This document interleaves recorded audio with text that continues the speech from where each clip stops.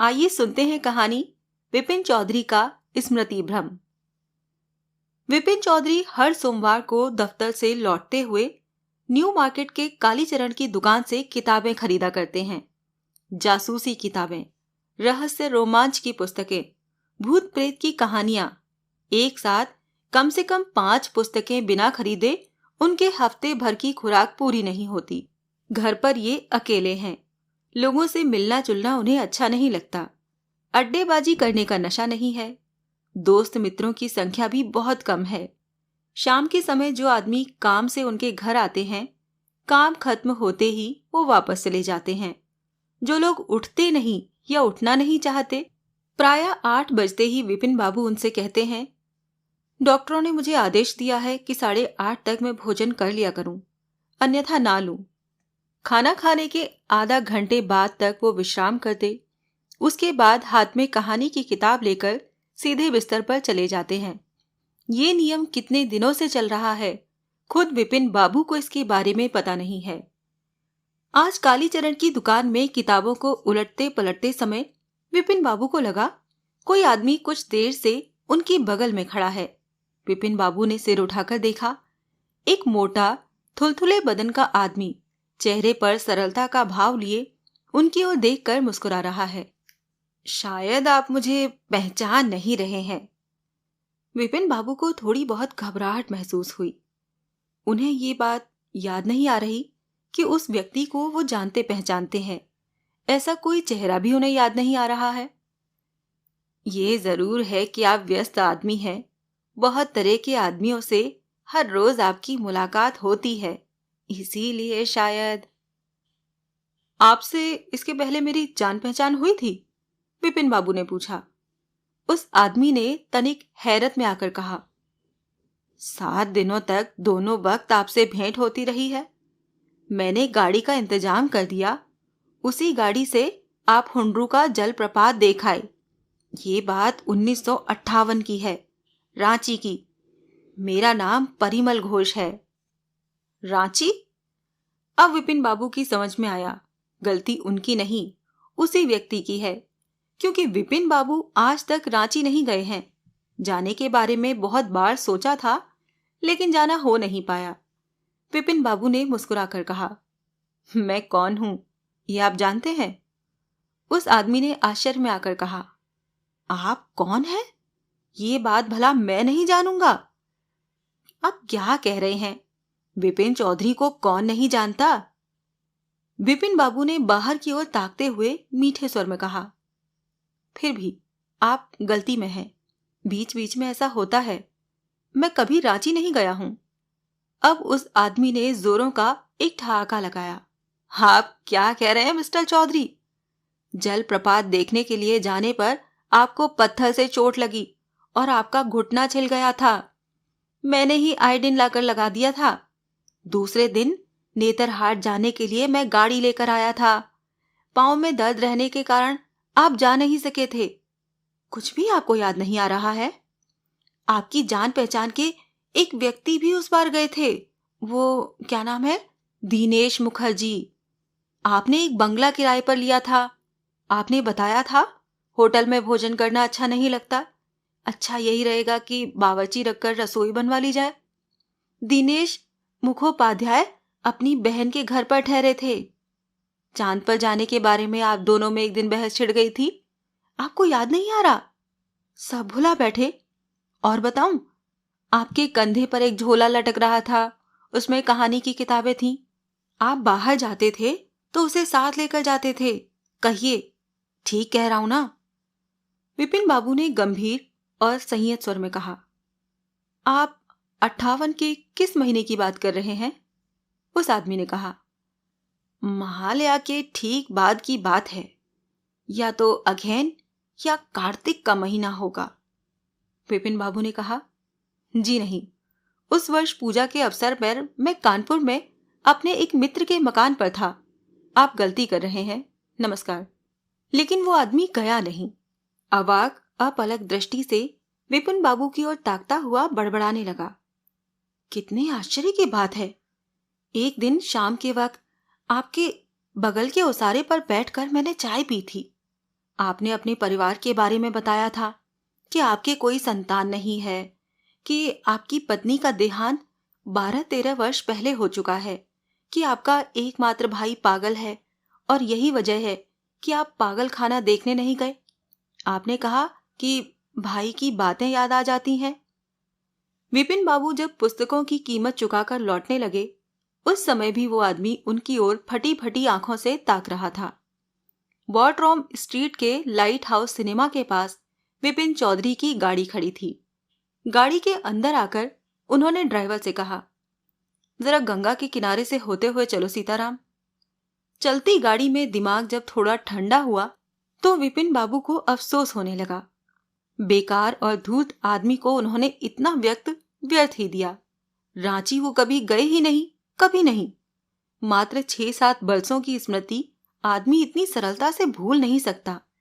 अगर विपिन बाबू का दिमाग एकाएक चक्कर काटने लगा। अगर उनका दिमाग गड़बड़ा न गया हो तो, किंतु वैसा क्यों होने लगे? वो मजे से दफ्तर में काम कर रहे हैं। इतना बड़ा दफ्तर है, इतनी बड़ी जिम्मेदारी का काम है। कहीं किसी प्रकार की त्रुटि हो रही हो, उन्हें मालूम ही नहीं। आज भी उन्होंने एक बैठक में आधे घंटे तक भाषण दिया है। परंतु उस आदमी को इनके बारे में इतनी जानकारी कैसे हासिल हुई? किताबों की झोली, पत्नी की मृत्यु, भाई के पागलपन की बातें। गलती हुई है सिर्फ रांची के मामले में ही। गलती क्यों कहा जाए, बल्कि जानबूझकर वो झूठ बोला है। 58 के अश्विन महीने में वो रांची नहीं गए थे। गए थे तो कानपुर, और वो भी अपने मित्र हरिदास बागची के घर पर। हरिदास को लिखने से ही ना, हरिदास को पत्र लिखना नहीं हो पाएगा। विपिन बाबू को सहसा याद आया, हरिदास बागची आज से 1 मास पहले अपने कारोबार के लिए सपत्नी जापान गए हुए हैं। जापान का पता विपिन बाबू को मालूम नहीं है, इसीलिए पत्र लिखकर सबूत मंगाने का रास्ता बंद हो गया है। मगर सबूत की आवश्यकता ही क्या है? अगर ऐसा हुआ होता कि 1958 के अश्विन महीने में रांची की किसी हत्या के संबंध में पुलिस उन्हें अपराधी साबित करने की कोशिश करती, तो उन्हें हरिदास बागची से चिट्ठी प्राप्त करने की जरूरत पड़ती। उन्हें खुद पता है कि वो रांची नहीं गए थे। बस झंझट खत्म। गंगा की हवा लगने से यद्यपि विपिन चौधरी का दिमाग बहुत कुछ ठंडा हो गया, लेकिन मन में एक खटका, एक अशांति बोध बना रहा। हेस्टिंग्स के पास आने पर विपिन बाबू ने अपने पैंट के कपड़े को मोड़कर ऊपर उठाते हुए देखा कि दाहिने घुटने पर 1 इंच लंबा दाग है या नहीं।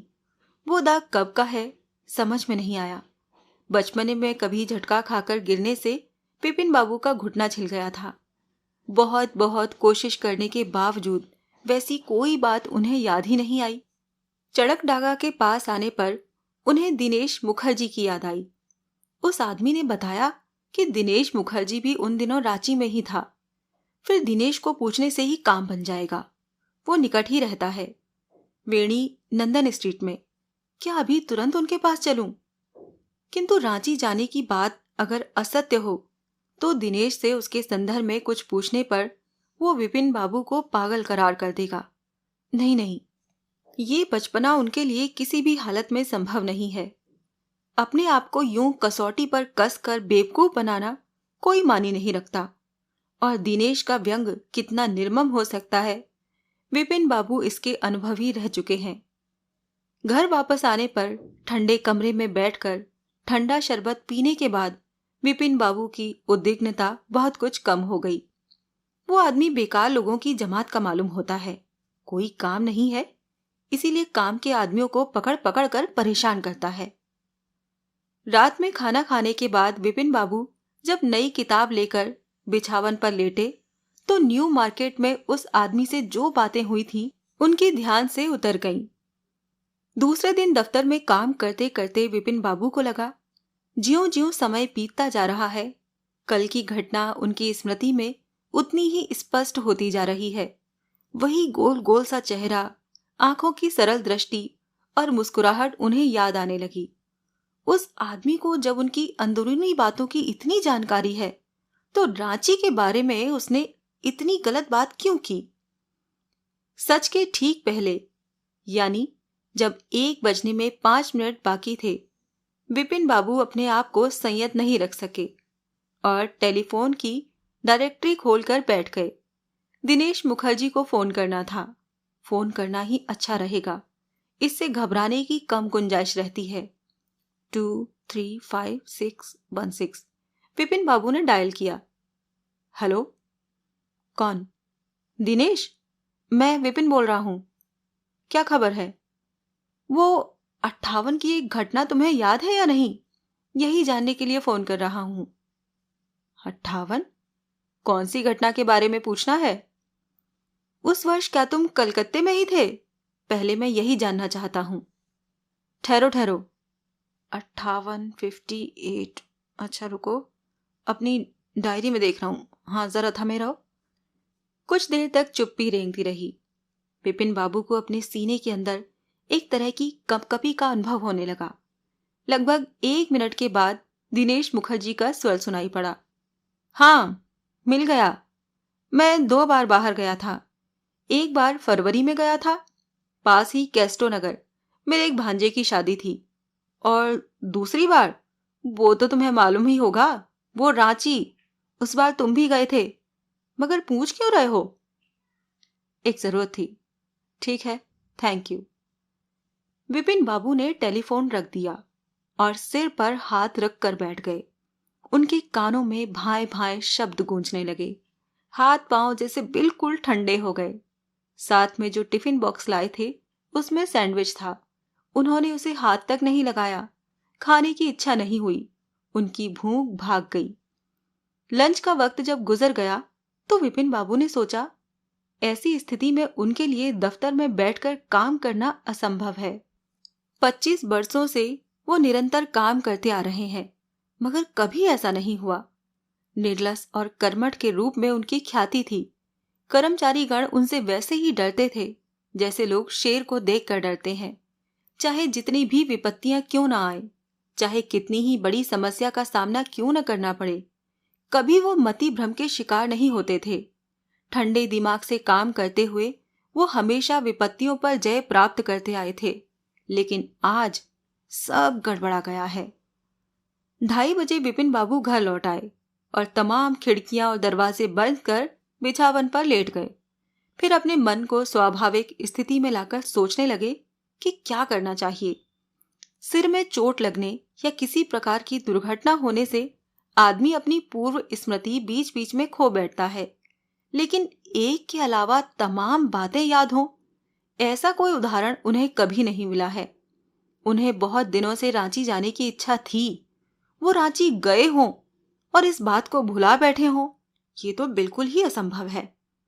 विपिन बाबू जब जब बाहर जाते हैं तो बैरे को अपने साथ लेकर जाते हैं, लेकिन उनके साथ आजकल जो बैरा है वो नया आदमी है। 7 वर्ष पहले राम स्वरूप उनका बैरा था। अगर वो रांची गए होते तो वो भी निश्चित उनके साथ होगा, परंतु अब वो नहीं है। उसे गए 3 वर्ष बीत चुके हैं। विपिन बाबू शाम तक अकेले ही अपने घर में रहे। मन ही मन तय किया कि अगर कोई आज उनके घर आएगा तो वो किसी से नहीं मिलेंगे। 7 बजे नौकर ने आकर सूचना दी कि धनी व्यापारी सेठ गिरधारी प्रसाद उनसे मिलने आए हैं। गिरधारी प्रसाद नामी व्यक्ति हैं, परंतु उस समय विपिन बाबू की मानसिक अवस्था ऐसी थी कि लाचार होकर उन्हें नौकर से कहना पड़ा कि वो नीचे उतरने में असमर्थ हैं। गिरधारी प्रसाद भाड़ में जाएं। 7:30 बजे नौकर फिर उनके पास आया। विपिन बाबू तंद्रा की हालत में थे। एक बुरे सपने की शुरुआत हो गई थी। तभी नौकर की पुकार से उनकी नींद खुल गई। अब की कौन आया है? नौकर ने कहा। चुन्नी बाबू, कह रहे हैं कि बहुत जरूरी काम है। जरूरत क्या हो सकती है ये विपिन बाबू को मालूम है। चुन्नी स्कूल में उनका सहपाठी रह चुका है। आजकल बुरी हालत में है। कई दिनों से उनके पास नौकरी की उम्मीद में आ रहा है। विपिन बाबू उसके लिए कुछ कर नहीं सकते। यही वजह है कि हर बार उन्होंने कह दिया नहीं होगा। चुन्नी जोंक की तरह पकड़ लेता है। विपिन बाबू ने बेहद ऊब के साथ खबर भेज दी कि न केवल आज बल्कि एक लंबे अरसे तक वो चुन्नी से नहीं मिल पाएंगे। नौकर के कमरे से जाते ही विपिन बाबू को ख्याल आया, हो सकता है कि चुन्नी को 58 की घटना थोड़ी बहुत याद हो, उससे एक बार पूछ लेने में हर्ज ही क्या है। विपिन बाबू जल्दी जल्दी सीढ़ियां तय कर नीचे बैठक खाने में आए। चुन्नी जाने को तैयार हो चुका था। विपिन बाबू को उतरते देखकर उसमें थोड़ी आशा बंधी और वो मुड़कर खड़ा हो गया।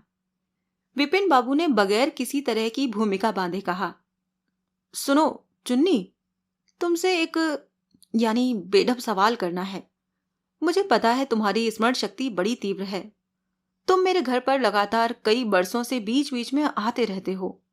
सोच कर देखो, तुम्हें याद आता है या नहीं कि मैं सन 58 में रांची गया था या नहीं? चुन्नी बोला, 58?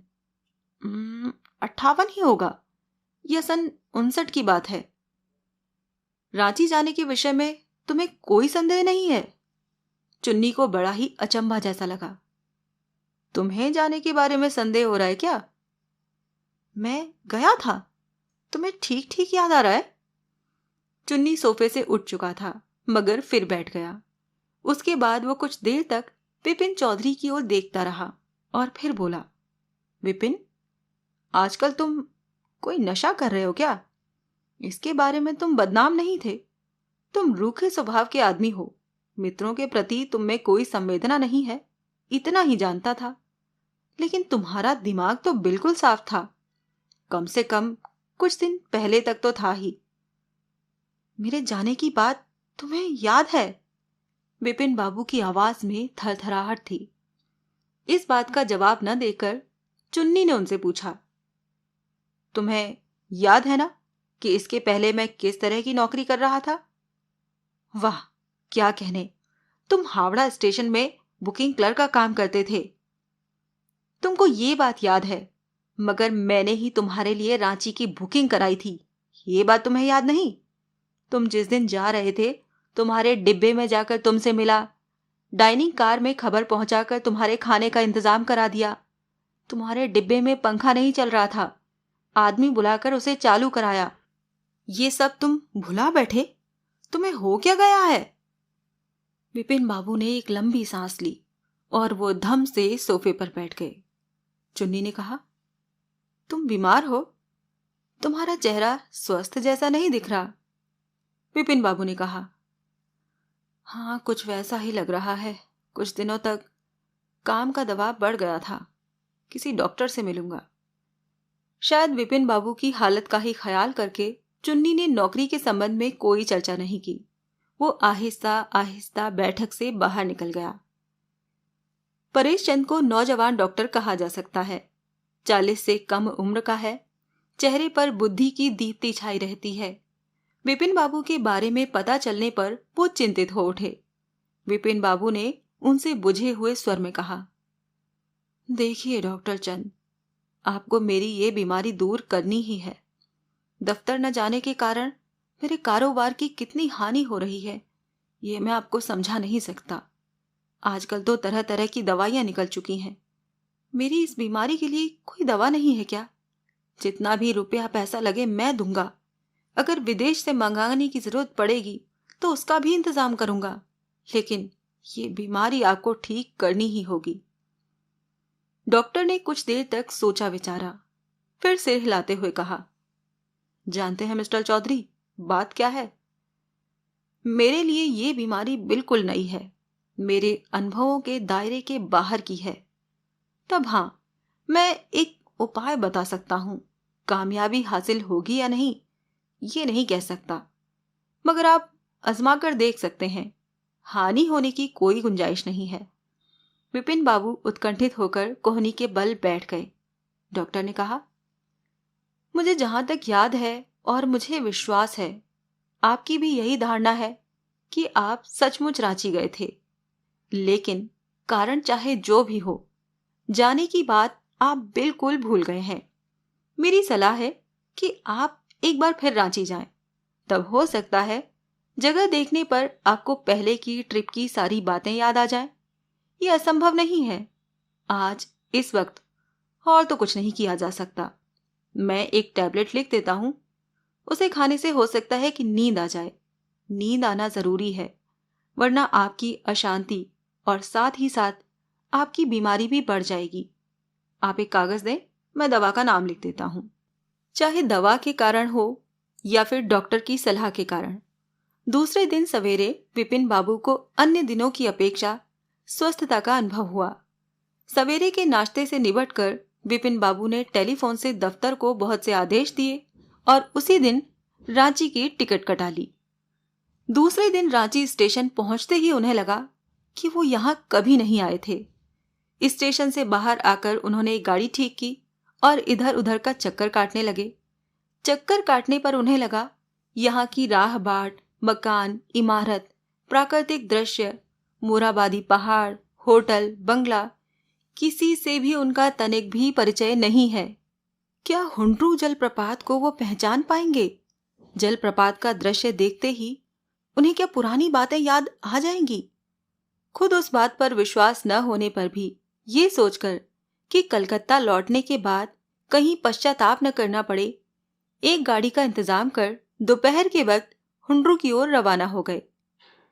उसी दिन तीसरे पहर 5 बजे एक पिकनिक पार्टी के 2 गुजरातियों ने विपिन बाबू को अचेतन अवस्था में पत्थर के टीले के पास देखा।